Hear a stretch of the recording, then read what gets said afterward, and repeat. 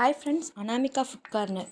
இன்றைக்கி சத்து மாவில் எப்படி இனிப்பு பணியாரம் செஞ்சு கொடுக்கலாம் குழந்தைங்களுக்கு பார்க்கலாம் வாங்க. இதை செஞ்சு பாருங்கள். நல்லா சாஃப்டாக, நல்லா குழந்தைங்க நல்லா விரும்பி சாப்பிடுவாங்க. உங்களுக்கு ரொம்ப பிடிக்கும். குழந்தைங்களும் விரும்பி சாப்பிடுவாங்க, நீங்களும் சாப்பிட்லாம். எல்லாருமே இதை சாப்பிட்லாம். பால்வாடி கொடுக்குற சத்து மாவில் தான் செய்யணும்னு அவசியம் இல்லை. நம்ம வீட்டில் அரைக்கிற சத்து மாவில் கூட செஞ்சு கொடுக்கலாம். ரொம்ப ஆரோக்கியமானது. எப்படி செய்யலாம் பார்க்கலாம் வாங்க. அதுக்கு தேவையான பொருட்கள்: பாலாடை குடிக்கிற சத்து மாவு,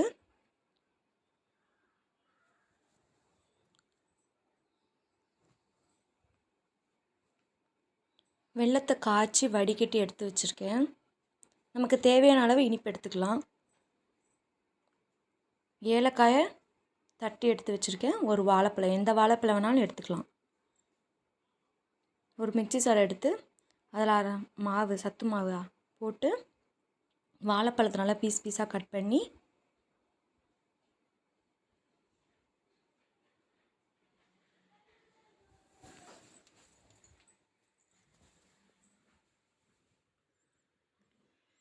மிக்சி ஜாரில் போட்டு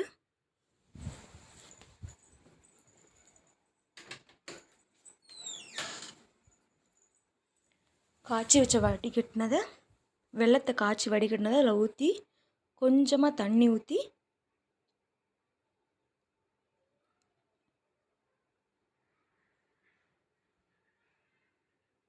மிக்ஸியில் அடித்து எடுத்து வச்சுக்கணும். மிக்ஸியில் அடித்து எடுத்ததுக்கப்புறம் ஒரு பாத்திரத்தில் மாற்றி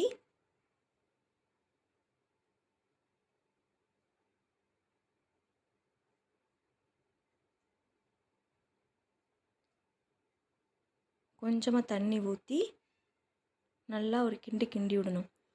தோசை மாவு அளவுக்கு ஏலக்காய் பொடி போட்டு தட்டி வச்சு ஏலக்காய் கொட்டி நல்லா ஒரு கிண்டி கிண்டி விட்டு தோசை மாவு பதத்துக்கு நல்லா இது பண்ணிடணும், கிண்டி விடணும். தண்ணி ஊற்றி ஒரு பாத்திரம் எடுத்து நெய் ஊற்றி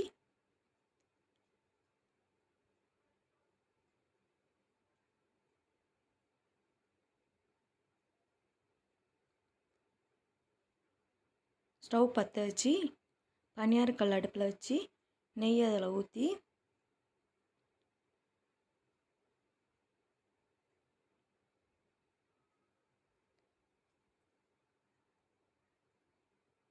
பனியார மாவை ஊற்றிட வேண்டியதான். சத்து மாவு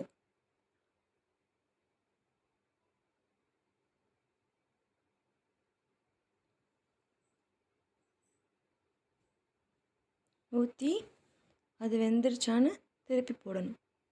வெந்ததுக்கப்புறம் திருப்பி போடணும்.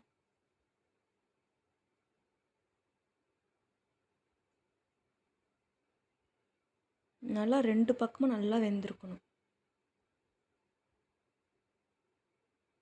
வெந்ததுக்கப்புறம் ஒரு பாத்திரத்தில் எடுத்து வச்சு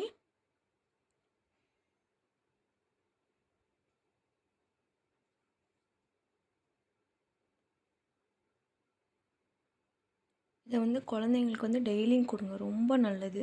குழந்தைங்க நல்லா விரும்பி சாப்பிடுவாங்க. சத்து மாவு குழந்தைங்களுக்கு ரொம்ப நல்லது.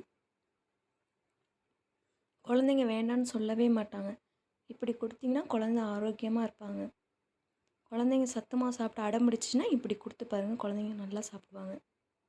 பிடிச்சிருந்தா லைக் பண்ணுங்கள்.